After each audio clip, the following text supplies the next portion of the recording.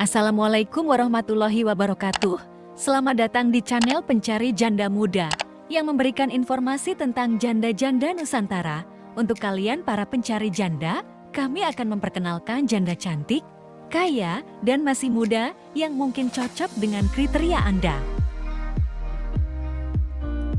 Halo teman-teman pencari janda muda, janda yang satu ini masih sangat muda. Dia adalah kembang desa yang disukai banyak pria.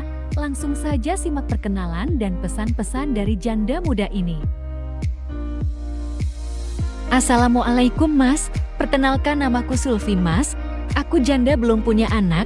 Aku diceraikan suamiku karena dia selingkuh.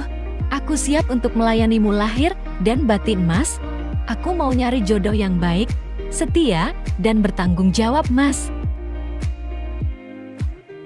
Aku nggak mandang umur, harta, dan jabatan Mas, yang penting bisa jadi kepala keluarga yang baik. Semoga aku segera mendapatkan calon suami yang baik dari channel ini. Tulis nomormu di kolom komentar Mas, supaya aku bisa menghubungimu. Aku tidak sabar untuk menanti calon suamiku. Demikian adalah salam hangat dan pesan-pesan dari janda muda yang cantik.